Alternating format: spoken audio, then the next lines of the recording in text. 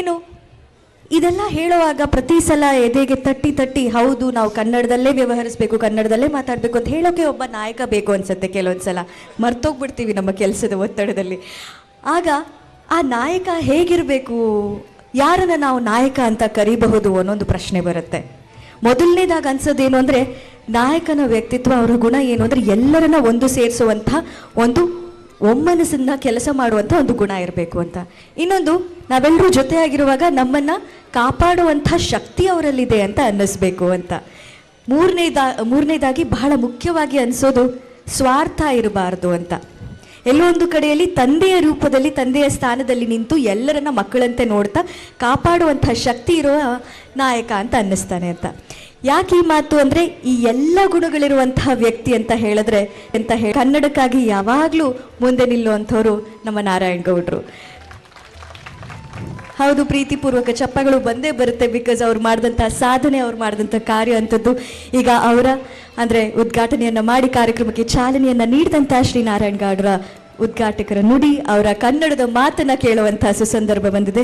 ನಾರಾಯಣ್ ಗೌಡ್ರಿಗೆ ಜೋರಾದ ಚಪ್ಪಾಳೆಯೊಂದಿಗೆ ಸ್ವಾಗತಿಸ್ತಾ ಅವರ ಮಾತನ್ನ ಕೇಳೋಣ.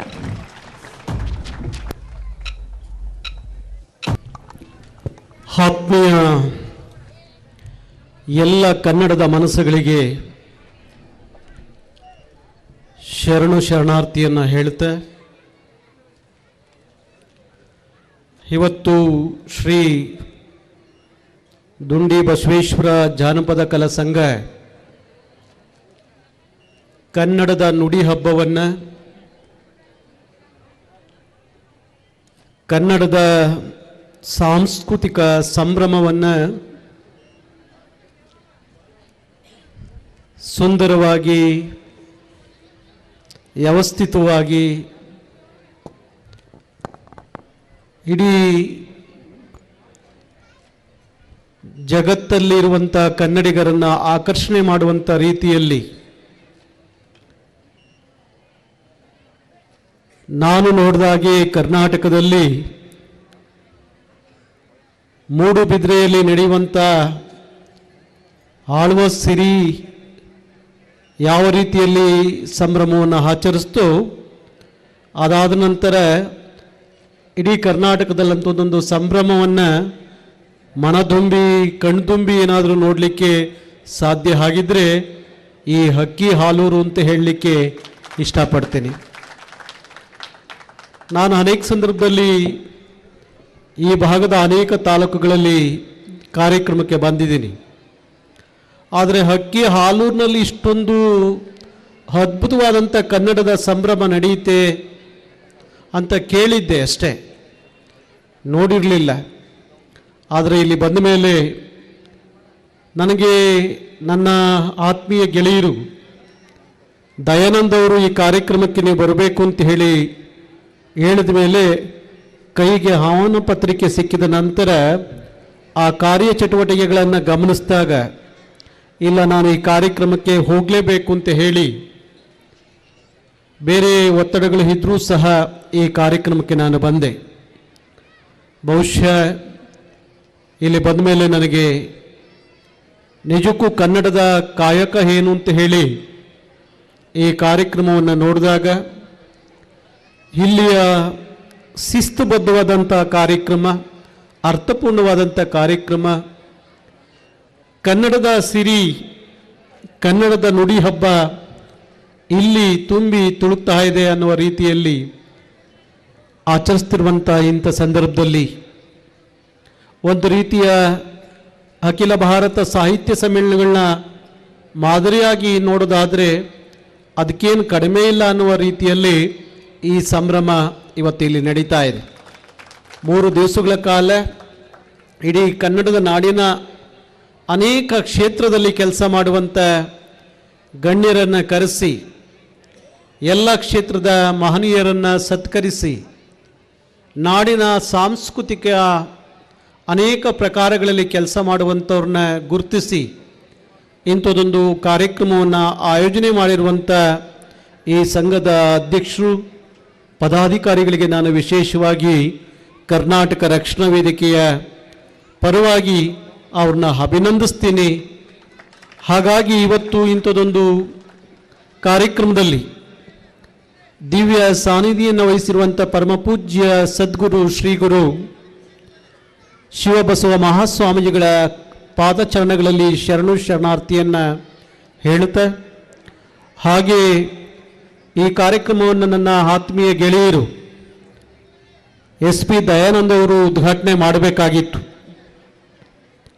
ಯಾವುದೋ ಕೆಲಸದ ಒತ್ತಡದಲ್ಲಿ ತಡವಾಗಿ ಬರ್ತೀವಿ ಅನ್ನೋ ಕಾರಣಕ್ಕೋಸ್ಕರ ಇವತ್ತು ಅವರು ಉದ್ಘಾಟನೆ ಮಾಡಬೇಕಾದಂಥ ಕಾರ್ಯಕ್ರಮವನ್ನು ನಾನು ಭಾರಿ ಸಂತೋಷದಿಂದ ಆನಂದದಿಂದ ಈ ಕನ್ನಡದ ನುಡಿ ಹಬ್ಬವನ್ನು, ಈ ಸಂಜೆಯ ಕಾರ್ಯಕ್ರಮವನ್ನು, ಸಾಂಸ್ಕೃತಿಕ ಕಾರ್ಯಕ್ರಮವನ್ನು ತುಂಬು ಹೃದಯದಿಂದ ಉದ್ಘಾಟನೆ ಮಾಡಿದ್ದೀನಿ ಅಂತ ಹೇಳಲಿಕ್ಕೆ ಇಷ್ಟಪಡ್ತೀನಿ.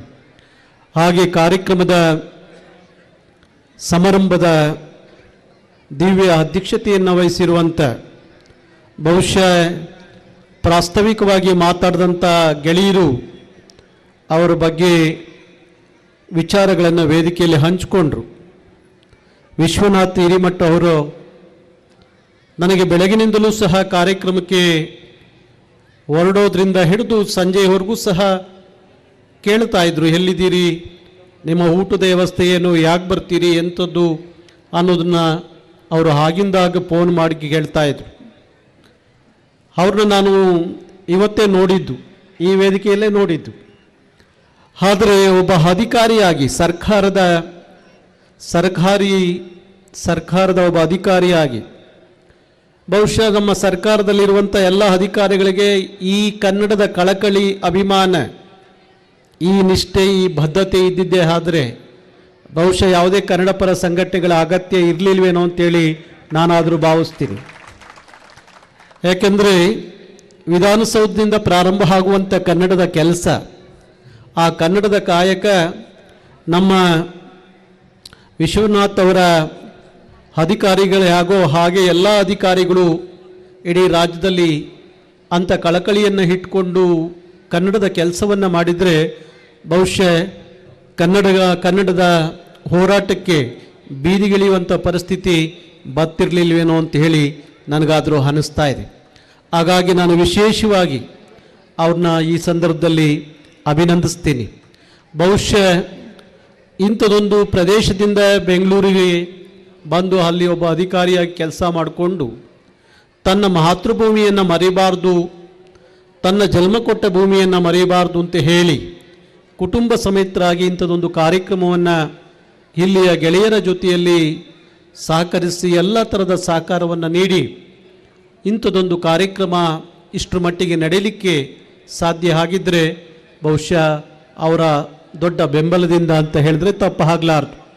ಹಾಗಾಗಿ ಈ ಕಾರ್ಯಕ್ರಮದ ದಿವ್ಯ ಅಧ್ಯಕ್ಷತೆಯನ್ನು ವಹಿಸಿಕೊಂಡಿರುವಂಥ ವಿಶ್ವನಾಥ್ ಅವರೇ, ಹಾಗೆ ಈಗ ತಾನೇ ಪ್ರಾರಂಭಿಕವಾಗಿ ಕಾರ್ಯಕ್ರಮವನ್ನು ಉದ್ದೇಶಿಸಿ ಮಾತಾಡಿದಂಥ ಈ ಭಾಗದ ಧೀರತ್ವ ಮತ್ತು ಸಾಹಿತ್ಯ ಕ್ಷೇತ್ರದಲ್ಲಿ ಭಾರಿ ದೊಡ್ಡ ಕೆಲಸವನ್ನು ಮಾಡಿರುವಂಥವ್ರು ನಮ್ಮ ಅನುಪಮ ಭಟ್ ಹೇಳಿದಾಗೆ ಬ್ಯಾಡಗಿ ಅಂದರೆ ಮೆಣಸಿಕಾಯಿ ಅಂತ ಹೇಳಿ ಎಲ್ಲರಿಗೂ ಗೊತ್ತಿರುವಂಥ ವಿಚಾರ. ಹಾಗಂತ ಹೇಳಿ ಖಾರವಾಗಿರುತ್ತೆ ಅಂತ ಅರ್ಥ ಅಲ್ಲ. ಅಷ್ಟು ಪಟಪಟನೆ ಕನ್ನಡದ ಮಾತುಗಳನ್ನು, ನುಡಿಮುತ್ತುಗಳನ್ನು ನಿಮ್ಮೊಂದಿಗೆ ಹಂಚಿಕೊಂಡಂಥ ನಾಡಿನ ಹಿರಿಯ ಸಾಹಿತಿಗಳು, ಬಹುಶಃ ಪಾಟೀಲ್ ಪುಟ್ಟಪ್ಪನವ್ರ ಜೊತೆಯಲ್ಲಿ ನಾನು ಅನೇಕ ಸಂದರ್ಭದಲ್ಲಿ ಅವ್ರನ್ನ ಭೇಟಿ ಮಾಡಿದಂಥದ್ದು. ಹಾಗಾಗಿ ನಾಡಿನ ಮಾತೆ ಶ್ರೀಮತಿ ಸಂಕಮ್ಮ ಸಂಕಣ್ಣನವರು ಅನೇಕ ವಿಚಾರಗಳನ್ನು ತಮ್ಮ ಮುಂದೆ ಹಂಚಿಕೊಂಡಿದ್ದಾರೆ. ಹಾಗೆ ಈ ಕಾರ್ಯಕ್ರಮದಲ್ಲಿ ಮಾನ್ಯ ಮಾಜಿ ಸಚಿವರು, ಬಹುಶಃ ನಾನು ಈಗ ಇಲ್ಲಿ ಹೈಬಿಗೆ ಹೋದಾಗ ಅಲ್ಲಿ ಹೈಬಿಯನ್ನು ನೋಡಿ ಕೇಳ್ತಾ ಇದ್ದೆ. ನಾನು ಇಡೀ ರಾಜ್ಯವನ್ನು ಸುತ್ತುವಾಗ ಇಷ್ಟು ದೊಡ್ಡ ಐಬಿ ಯಾವ ತಾಲೂಕಿನಲ್ಲೂ ಇಲ್ಲ. ಬಹುಶಃ ಉದಾಸಿಯವರು ಭಾರಿ ಉದಾರವಾದ ಮನಸ್ಸಿನಿಂದ ಇಷ್ಟೊಂದು ದೊಡ್ಡ ಐಬಿಯನ್ನು ಕಟ್ಟಿಕೊಂಡಿದ್ದಾರೆ, ಭಾರಿ ಚೆನ್ನಾಗಿ ಕೆಲಸವನ್ನು ಮಾಡಿದ್ದಾರೆ ಈ ಕ್ಷೇತ್ರದಲ್ಲಿ ಅಂತ ಹೇಳಿ ಅನ್ನಿಸ್ತಂಥದ್ದು. ಹಾಗಾಗಿ ಅವರೇ ಸಚಿವರಾಗಿದ್ದಂಥ ಸಂದರ್ಭದಲ್ಲಿ ಬಹುಶಃ ಅಂಥದ್ದೊಂದು ಒಳ್ಳೆಯ ಕೆಲಸಗಳು ಕಾರ್ಯಗಳನ್ನು ಈ ಕ್ಷೇತ್ರದಲ್ಲಿ ಮಾಡಿದ್ದಾರೆ. ಹಾಗಾಗಿ ಮಾಜಿ ಸಚಿವರಾಗಿರುವಂಥ ಸನ್ಮಾನ್ಯ CM ಉದಾಸಿ ಅವರಿಗೆ ನಾನು ಈ ಕಾರ್ಯಕ್ರಮದಲ್ಲಿ ವಿಶೇಷವಾಗಿ ಅಭಿನಂದಿಸ್ತೀನಿ. ಹಾಗೆ ಈಗ ತಾನೇ ಮಾತಾಡಿದಂಥ ರಾಣಿಬೆನ್ನೂರು ಕರ್ನಾಟಕ ಸಂಘದ ಅಧ್ಯಕ್ಷರಾಗಿರುವಂಥ ಸಂಜೀವ್ ಶ್ರೀಹಟ್ಟಿಯವರು ಕನ್ನಡದ ಸಂಘ ಸಂಸ್ಥೆಗಳು ಕನ್ನಡದ ಕೆಲಸವನ್ನು ಮಾಡುವಾಗ ಕೇವಲ ನವೆಂಬರ್ನಲ್ಲಿ ಕನ್ನಡದ ಉತ್ಸವ ಆದರೆ ಸಾಲದು, ಅದು ನಿತ್ಯೋತ್ಸವ ಆಗಬೇಕು. ನಿಸಾರ್ ಅಹಮದ್ ಅವರು ಹೇಳುವ ಹಾಗೆ ಕನ್ನಡದ ಉತ್ಸವ ಅದು ನಿತ್ಯೋತ್ಸವ ಆಗಬೇಕು ಅನ್ನುವ ಅವರ ಮಾತು ಏನಿದೆ. ಹಾಗಾಗಿ ಕನ್ನಡ ಪರವಾಗಿ ಕೆಲಸ ಮಾಡುವಂಥ ಮನಸ್ಸುಗಳು ಅದೊಂದು ನಿತ್ಯೋತ್ಸವವಾಗಿ ಕನ್ನಡದ ಕೆಲಸವನ್ನು ಮಾಡಿದ್ರೆ ಭಾರಿ ಚೆನ್ನಾಗಿರುತ್ತೆ ಅಂತ ನಿತ್ಯೋತ್ಸವದ ಆರೈಕೆಯನ್ನು ವೇದಿಕೆಗೆ ಹಂಚಿಕೊಂಡಂಥ ಗೆಳೆಯರಿಗೂ ಸಹ ವಿಶೇಷವಾಗಿ ಅಭಿನಂದಿಸ್ತೀನಿ. ಕನ್ನಡ ಚಿತ್ರರಂಗದಲ್ಲಿ ನಾಯಕ ನಟನಾಗಿ ಕನ್ನಡಿಗರ ಮನ ಗೆದ್ದಿರುವಂಥ ಗೆಳೆಯ ರಾಹುಲ್ ಅವರು, ಭಾರಿ ವಿಶೇಷವಾಗಿ ರಾಹುಲ್ ಅವರು ಸಹ ವೇದಿಕೆಯನ್ನು ಹಂಚಿಕೊಂಡಿದ್ದರು. ಅವ್ರನ್ನೂ ಸಹ ಈ ಸಂದರ್ಭದಲ್ಲಿ ಅಭಿನಂದಿಸ್ತಾ ವೇದಿಕೆಯಲ್ಲಿ ಆಸೀನರಾಗಿರುವಂಥ ಎಲ್ಲ ಸಜ್ಜನ ಸಮಾಜ ಬಂಧುಗಳಿಗೆ, ಶ್ರದ್ಧೆಯ ಅಕ್ಕ ತಂಗಿಯವರಿಗೆ, ವೇದಿಕೆ ಮುಂಭಾಗದಲ್ಲಿರುವಂಥ ಎಲ್ಲ ಕನ್ನಡದ ಕುಲ ಬಾಂಧವರಿಗೆ, ಬಹುಶಃ ನಾನು ಕನ್ನಡವೇ ಜಾತಿ, ಕನ್ನಡವೇ ಧರ್ಮ, ಕನ್ನಡವೇ ದೇವರು ಅಂತ ಹೇಳಿ ನಮ್ಮ ಸಂಘಟನೆ ಹೇಳುವಂಥದ್ದು. ಇವತ್ತು ನೋಡ್ತಾ ಇದ್ದೀವಿ ನಾವು ಜಾತಿ ಧರ್ಮ, ಒಂದು ಜಾತಿಯನ್ನು ಮತ್ತೊಂದು ಜಾತಿಯ ಮೇಲೆ ಎತ್ಕಟ್ಟುವಂಥದ್ದು, ಒಂದು ಧರ್ಮವನ್ನು ಮತ್ತೊಂದು ಧರ್ಮದ ಮೇಲೆ ಎತ್ಕಟ್ಟಿ ರಾಜಕೀಯ ಮಾಡುವಂಥ ಕಾಲಘಟ್ಟದಲ್ಲಿ ಕನ್ನಡವೇ ಜಾತಿ, ಕನ್ನಡವೇ ಧರ್ಮ, ಕನ್ನಡವೇ ದೇವರು ಅಂತ ಹೇಳಿ ಏನಾದರೂ ಹೇಳಿದಂತೆ ನಡೆಯುತ್ತಿರುವಂಥ ಕೆಲಸವನ್ನು ಮಾಡ್ತಾ ಇದ್ದರೆ ಅದು ಕರ್ನಾಟಕ ರಕ್ಷಣಾ ವೇದಿಕೆ ಅಂತ ಹೇಳಲಿಕ್ಕೆ ನನಗೆ ಭಾರಿ ಖುಷಿ ಆಗುತ್ತೆ.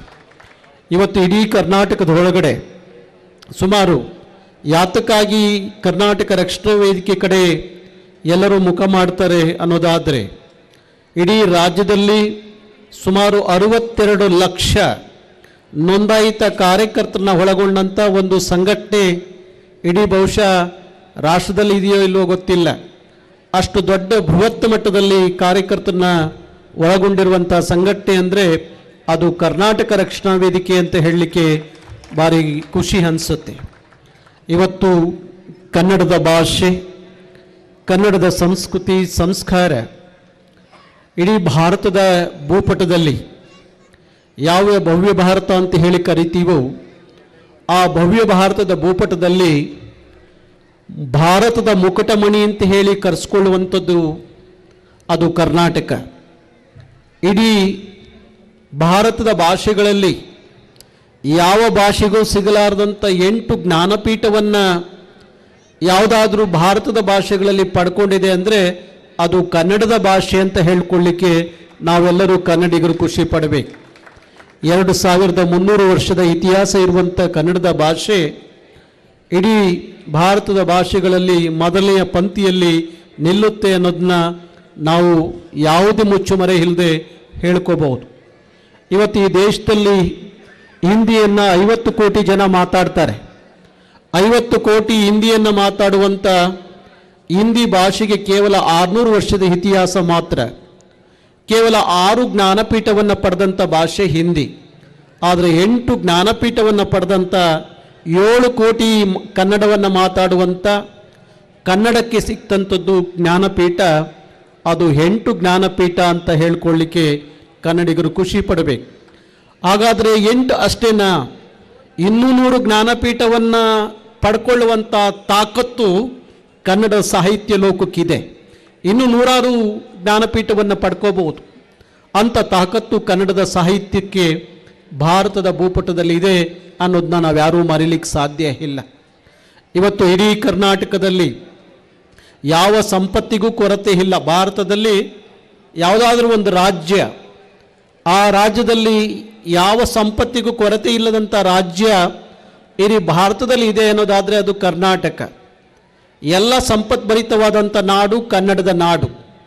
ಅದು ವನಜ ಸಂಪತ್ತಿರ್ಬೋದು, ಪ್ರಕೃತಿ ಸಂಪತ್ತಿರ್ಬೋದು, ನಿಸರ್ಗ ಸಂಪತ್ತಿರ್ಬೋದು, ಸಾಹಿತ್ಯ ಸಂಪತ್ತಿರ್ಬೋದು, ಜಲ ಸಂಪತ್ತಿರ್ಬೋದು. ಎಲ್ಲ ಸಂಪತ್ಭರಿತವಾದಂಥ ನಾಡು ಕರ್ನಾಟಕ ಅಂತ ಹೇಳ್ಕೊಳ್ಳಿಕ್ಕೆ ನಾವು ಭಾರಿ ಖುಷಿ ಪಡುವಂಥದ್ದು. ಹಾಗಾಗಿ ಇಂಥ ಅನೇಕ ಸಂದರ್ಭಗಳಲ್ಲಿ, ಇಂಥ ಅನೇಕ ಕಾರ್ಯಕ್ರಮಗಳಲ್ಲಿ ಇದು ಒಂದು ರೀತಿಯ ಜಾತ್ರೆ ಅನ್ಬೋದು, ಸಂಭ್ರಮ ಅನ್ಬೋದು, ಸಡಗರ ಅನ್ಬೋದು. ಅದು ಎಲ್ಲಕ್ಕಿಂತ ಮುಖ್ಯವಾಗಿ ಇಂಥ ಸಂದರ್ಭವನ್ನು ಜನಜಾಗೃತಿ ಮೂಡಿಸುವಂಥ, ಜನ ಆಂದೋಲನ ಮಾಡುವಂಥ, ಜನರನ್ನ ಕನ್ನಡದ ನಾಡುನುಡಿಯ ವಿಚಾರದಲ್ಲಿ ಎಚ್ಚರಿಸುವಂಥ ಕೆಲಸವನ್ನು ಮಾಡಬೇಕಾದ್ದು ನಮ್ಮೆಲ್ಲರ ಕರ್ತವ್ಯ ಆಗತ್ತೆ. ಇವತ್ತು ಕರ್ನಾಟಕದಲ್ಲಿ ಅನೇಕ ಸಮಸ್ಯೆಗಳಿದ್ದಾವೆ. ಒಂದು ಕಡೆ ಮಾದಾಯಿ ಸಮಸ್ಯೆ. ನಮ್ಮ ಉದಾಸಿಯವರು ಇಲ್ಲೇ ಇದ್ದಾರೆ. ಬಹುಶಃ ಅವ್ರ ಪಕ್ಷ ಪ್ರಧಾನಮಂತ್ರಿಗಳು ಮನಸ್ಸು ಮಾಡಿದರೆ ಇಷ್ಟು ದಿವಸ ಬೇಕಾಗಿರಲಿಲ್ಲ. ಅದು ಯಾತಕ್ಕೋಸ್ಕರ ನೀವು ಕಾದು ಕೂತಿದ್ದೀರಿ ಅಂತ ನಮ್ಗೆ ಇನ್ನೂ ಅರ್ಥ ಆಗಿಲ್ಲ. ಇಲ್ಲ ಚುನಾವಣೆ ಹತ್ತಿರ ಆಗಲಿ ಅನ್ನೋ ಕಾರಣಕ್ಕೋ, ಇಲ್ಲ ಚುನಾವಣೆಯ ಒಂದು ಮುಂದಿಟ್ಕೊಂಡು ನಾವು ಅದಕ್ಕೆ ಒಂದು ಪರಿಹಾರ ಹುಡುಕಬೇಕು ಅಂತ ಹೇಳಿ ಏನಾದರೂ ನಿಮ್ಮ ಮನಸ್ಸಲ್ಲಿ ಇದೆಯೋ ಏನೋ ನನಗೆ ಗೊತ್ತಿಲ್ಲ. ಆದರೆ ನಿಮ್ಮ ಪ್ರಧಾನಮಂತ್ರಿಗಳು ಮೋದಿಯವರು ಮನಸ್ಸು ಮಾಡಿದರೆ ಮಾದಾಯಿಯ ಸಮಸ್ಯೆ ಇಷ್ಟೊತ್ತಿಗೆ ಪರಿಹಾರ ಕಂಡ್ಕೊತಾ ಇತ್ತು. ಅದು ಯಾಕೆ ಪರಿಹಾರವನ್ನು ಹುಡುಕುವಂಥ ಕೆಲಸವನ್ನು ನಿಮ್ಮ ಪಕ್ಷ ಮಾಡಿಲ್ಲ ಅನ್ನೋದು ನನಗಿನ್ನೂ ಅರ್ಥ ಆಗದೇ ಇರುವಂಥದ್ದು. ಯಾಕೆಂದರೆ ಇವತ್ತಂಥದ್ದೊಂದು ಶಕ್ತಿ ಇದೆ ರಾಷ್ಟ್ರದಲ್ಲಿ. ಭವಿಷ್ಯದ ಭಾರತ ಅಂತ ಹೇಳಿಕೊಳ್ಳುವಂಥ ಭಾರತದಲ್ಲಿ ಇವತ್ತು ಮೋದಿಯವರಿಗೆ ಒಂದು ದೊಡ್ಡ ಶಕ್ತಿ ಅಂತ ಹೇಳಿ ನಾವು ಕರಿತೀವಿ. ಅಂಥ ಮೋದಿಯವರು ಕೇವಲ ನಮ್ಮದು ಯಾವುದೋ ಒಂದು ಜಿಲ್ಲೆ ಗೋವಾ ಅಂದ ತಕ್ಷಣ ನಮಗೆ ಅನಿಸೋದು ಕರ್ನಾಟಕದ ಯಾವುದೋ ಒಂದು ದೊಡ್ಡ ಜಿಲ್ಲೆ ಅಷ್ಟಿರುವಂಥ ಗೋವಾ ಇವತ್ತು ನಾವು ಕೇಳ್ತಿರೋದು 7.6 TMC ನೀರು ಕುಡಿಲಿಕ್ಕೆ ಅಂತ ಕೇಳ್ತಿರುವಂಥ ನೀರಿಗೆ ಇವತ್ತು ಅದಕ್ಕೊಂದು ತಕರಾರು ಮಾಡಿಕೊಂಡು ಕೂತಿರುವಾಗ ನಮ್ಮ ಅಕ್ಕಪಕ್ಕದ ರಾಜ್ಯಗಳು ನಮ್ಮ ಜೊತೆಯಲ್ಲಿ ನಿರಂತರವಾಗಿ ಜಗಳ ಕಾಯುವಂಥದ್ದನ್ನು ನೋಡುವಾಗ ರಾಷ್ಟ್ರದ ಒಕ್ಕೂಟದಲ್ಲಿ, ಭಾರತದ ಒಕ್ಕೂಟದಲ್ಲಿ ಕರ್ನಾಟಕ ರಾಜ್ಯ ಇದೆಯೋ ಅನ್ನುವ ಅನುಮಾನ ಇವತ್ತು ನಮ್ಮನ್ನು ಕಾಡ್ತಾ ಇದೆ.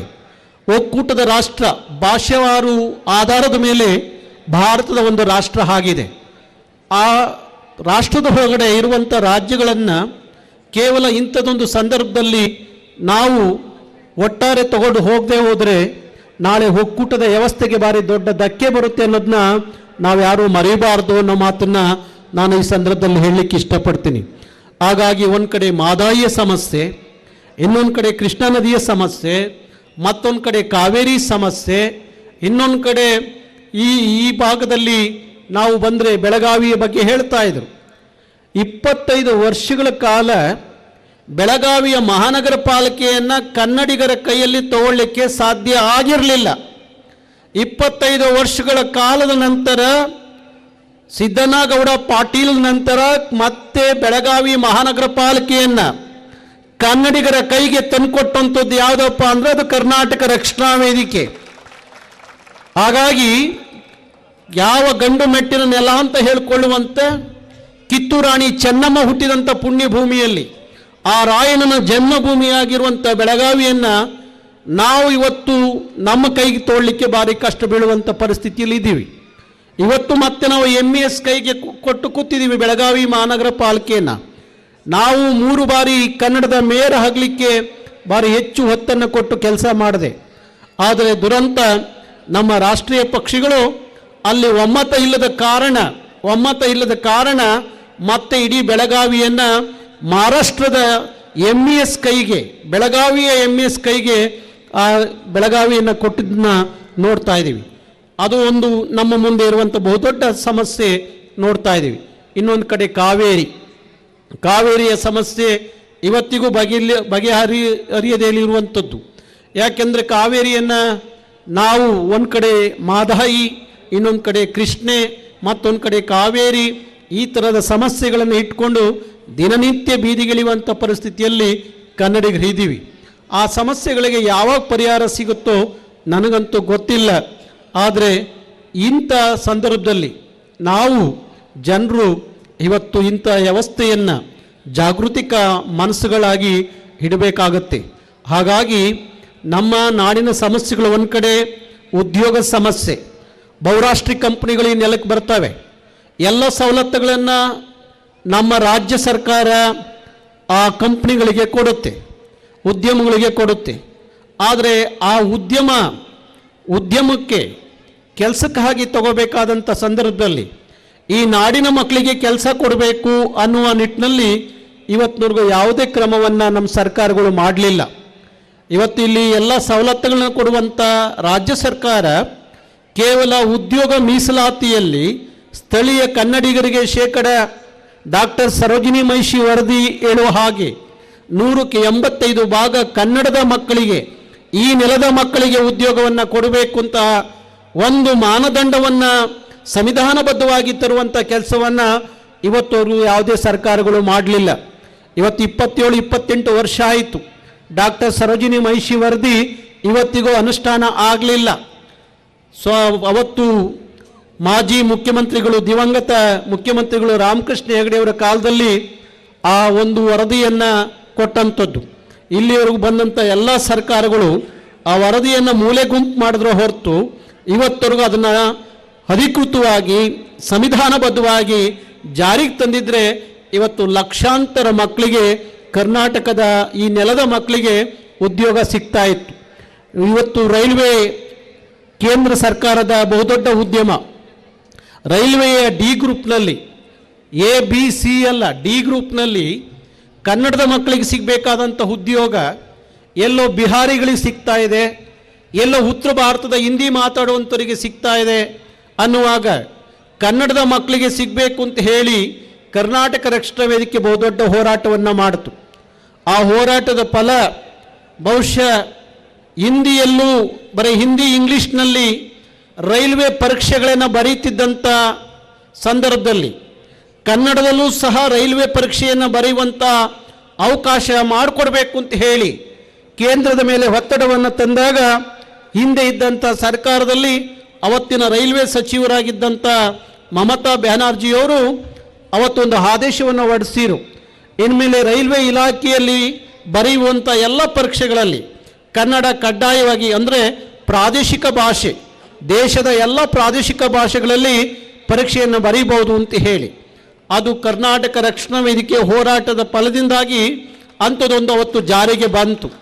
ಅದಾದ ಮೇಲೆ ಡಿ ಗ್ರೂಪ್ನಲ್ಲಿ ಮೊನ್ನೆ ರೈಲ್ವೆ ಪರೀಕ್ಷೆಯಲ್ಲಿ 4701 ಒಂದು ಉದ್ಯೋಗದಲ್ಲಿ 3882 ಜನ ಕನ್ನಡದ ಮಕ್ಕಳು ಆಯ್ಕೆ ಆದರು.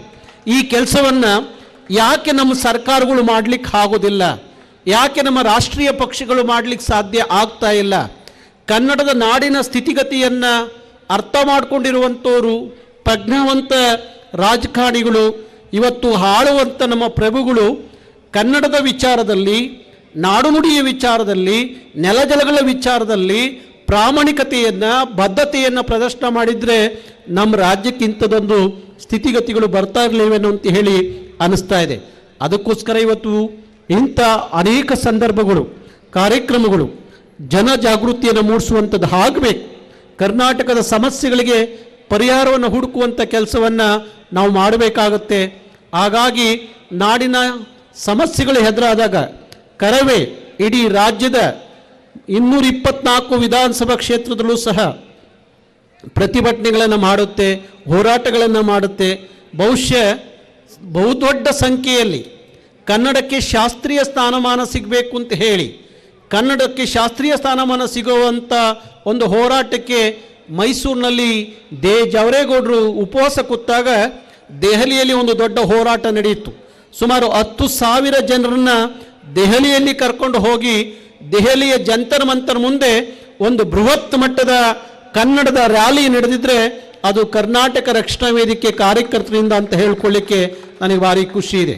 ಹಾಗಾಗಿ ಎಂಥದೇ ಸಂದರ್ಭ ಬಂದಾಗ, ಅದು ಮಹದಾಯಿಯ ಹೋರಾಟ ಇರ್ಬೋದು, ಕಾವೇರಿಯ ಹೋರಾಟ ಇರ್ಬೋದು, ಬೆಳಗಾವಿಯ ಗಡಿ ವಿಚಾರ ಇರ್ಬೋದು, ಎಂಥ ವಿಚಾರ ಬಂದಾಗಲೂ ಸಹ ಒಂದು ಕಾಲಕ್ಕೆ ಒಂದು ಈ ಉತ್ತರ ಕರ್ನಾಟಕ, ಕಲ್ಯಾಣ ಕರ್ನಾಟಕ, ಇಲ್ಲ ಹಳೆ ಮೈಸೂರು ಅನ್ನೋ ಭಾವನೆಗಳಿದ್ದು, ಕಾವೇರಿ ವಿಚಾರ ಬಂದಾಗ ಈ ಕಡೆ ಹೋರಾಟ ಅಷ್ಟೇ ಇಲ್ಲ, ಆ ಕಡೆ ಮಹದಾಯಿ ಕೃಷ್ಣಾ ನದಿಯ ವಿಚಾರ ಬಂದಾಗ ಹಳೆ ಮೈಸೂರು ಜನ ಸ್ಪಂದಿಸ್ತಿರ್ಲಿಲ್ಲ ಅನ್ನೋದು ಇತ್ತು. ಆದರೆ ಇವತ್ತು ಆಗಿಲ್ಲ. ಕಾವೇರಿಯ ವಿಚಾರ ಬಂದಾಗ ಇಡೀ ಉತ್ತರ ಕರ್ನಾಟಕ ನಿಲ್ಲುತ್ತೆ. ಮಾದಾಯಿ ವಿಚಾರ ಬಂದಾಗ ಇಡೀ ಹಳೆ ಮೈಸೂರು ಭಾಗದ ಜನರು ಒಟ್ಟಿಗೆ ಒಮ್ಮತದಿಂದ ನಿಲ್ತಾರೆ. ಅದು ಸಾಧ್ಯ ಆಗಿದೆ ಅಂದರೆ ಅದು ಕರ್ನಾಟಕ ರಕ್ಷಣಾ ವೇದಿಕೆಯ ಹೋರಾಟದಿಂದ ಅನ್ನೋ ಮಾತನ್ನು ಈ ಸಂದರ್ಭದಲ್ಲಿ ಹೇಳಲಿಕ್ಕೆ ಇಷ್ಟಪಡ್ತೀನಿ. ಹಾಗಾಗಿ ನಾಡಿನ ಸಮಸ್ಯೆಗಳಿಗೆ ಇವತ್ತೊಂದು ಪರಿಹಾರವನ್ನು ಕಟ್ಟಿಕೊಡುವಂಥ, ಪರಿಹಾರವನ್ನು ಹುಡುಕುವಂಥ ಕೆಲಸವನ್ನು ನಾವು ನೀವೆಲ್ಲ ಮಾಡಬೇಕಾಗುತ್ತೆ. ಕರ್ನಾಟಕದ ಕಾರ್ಯಕ್ರಮಗಳು, ಇಂಥ ಕಾರ್ಯಕ್ರಮಗಳು ಜನಜಾಗೃತಿ ಮೂಡಿಸುವಂಥ ಕಾರ್ಯಕ್ರಮಗಳಾಗಿ ಆಗಬೇಕು. ನಾಡಿನ ಸಾಹಿತ್ಯ, ಇತಿಹಾಸ ಎಲ್ಲವೂ ಸಹ ಉಳಿಬೇಕು. ಇವತ್ತು ಜಾನಪದ ಸಾಹಿತ್ಯ ಇರ್ಬೋದು, ವಚನ ಸಾಹಿತ್ಯ ಇರ್ಬೋದು, ದಾಸ ಸಾಹಿತ್ಯ ಇರ್ಬೋದು, ಶರಣ ಸಾಹಿತ್ಯ ಇರ್ಬೋದು, ಇವೆಲ್ಲ ನಮ್ಮ ಆಸ್ತಿ. ಅವನ್ನು ಜೋಪಾನವಾಗಿ ಕಾಪಾಡಿಕೊಳ್ಳುವಂಥ ಕೆಲಸವನ್ನು ನಾವು ನೀವು ಮಾಡಬೇಕಾಗುತ್ತೆ. ಬಹುಶಃ ನಮ್ಮ ಮುಗ್ಧ ಜನರು, ನಮ್ಮ ಜನಪದರು ಅವ್ರು ಕೊಟ್ಟಂಥ ಸಂದೇಶವನ್ನು ನಾವೇನಾದರೂ ಸರಿಯಾಗಿ ಅರ್ಥ ಮಾಡ್ಕೊಂಬಿಟ್ರೆ ಬಹುಶಃ ನಾವು ದೊಡ್ಡ ಮಹಾಕಾವ್ಯಗಳನ್ನು ಓದೋದು ಬೇಕಾಗಿಲ್ಲ, ಬಹುದೊಡ್ಡ ಗ್ರಂಥಗಳನ್ನು ಓದೋದು ಬೇಕಾಗಿಲ್ಲ. ಮುಗ್ಧ ಜನಪದರು ಎಂಥ ಅದ್ಭುತವಾದಂಥ ವಿಚಾರಗಳನ್ನು ಈ ನಾಡಿನ ಜನರಿಗೆ ಕೊಟ್ಟಿದ್ದಾರೆ. ಹಾಗಾಗಿ ಅಂಥ ಜನಪದ ಸಾಹಿತ್ಯ ಉಳಿಬೇಕಾಗುತ್ತೆ, ಶರಣ ಸಾಹಿತ್ಯ ಉಳಿಬೇಕಾಗುತ್ತೆ. ಹಾಗೆ ಇವತ್ತು ಎಲ್ಲ ಥರದ ಸಾಹಿತ್ಯದ ಪ್ರಕಾರಗಳನ್ನು ಉಳಿಸಿ ಬೆಳೆಸುವಂಥ ನಿಟ್ಟಿನಲ್ಲಿ ನಾವು ನೀವೆಲ್ಲ ಒಟ್ಟಾರೆ ಕೆಲಸ ಮಾಡೋಣ ಅಂತ ಹೇಳ್ತಾ ಇವತ್ತಿಂಥದ್ದೊಂದು ಕಾರ್ಯಕ್ರಮಕ್ಕೆ ಕರೆದು ನನಗೆ ಮಾತಾಡಲಿಕ್ಕೆ ಅವಕಾಶ ಮಾಡಿಕೊಟ್ಟಂಥ ಈ ಸಂಘಟನೆಯ ಎಲ್ಲ ಅಧ್ಯಕ್ಷರಿಗೆ, ಪದಾಧಿಕಾರಿಗಳಿಗೆ ವಿಶೇಷವಾಗಿ ನಾನು ಅಭಿನಂದಿಸಿ ನನ್ನ ಮಾತಿಗೆ ವಿರಾಮ ಕೊಡ್ತೀನಿ. ಎಲ್ಲರಿಗೂ ಶರಣು ಶರಣಾರ್ಥಿ.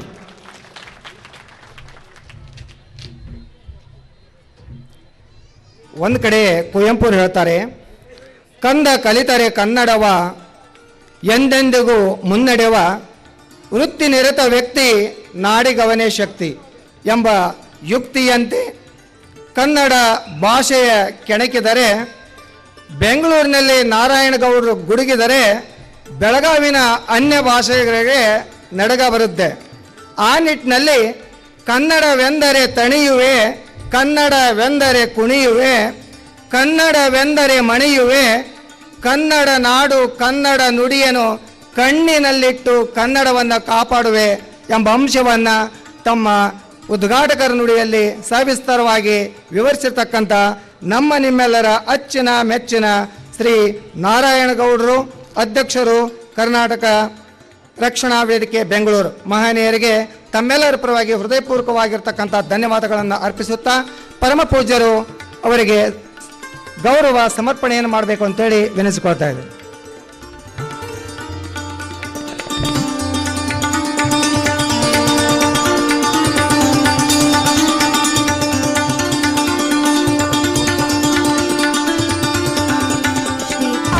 ಶ್ರೀನಾರಾಯಣಗೌಡರು ದಯವಿಟ್ಟು ಈ ಗೌರವವನ್ನು ಸ್ವೀಕರಿಸಬೇಕು ಅಂತ ಕೇಳ್ಕೊತಾ ಇದ್ದೀನಿ.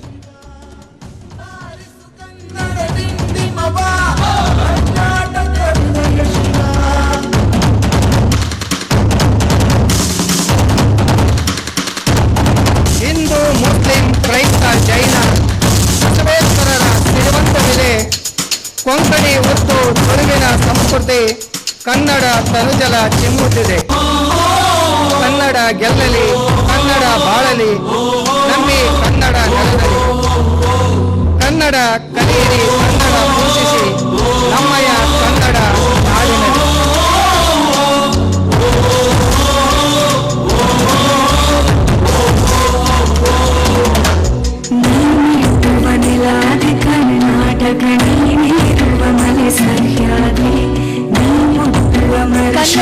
ಕನ್ನಡದ ಸದಾ ಜೈ ಎನ್ನುವಂತಹ ಶ್ರೀ ನಾರಾಯಣಗೌಡರು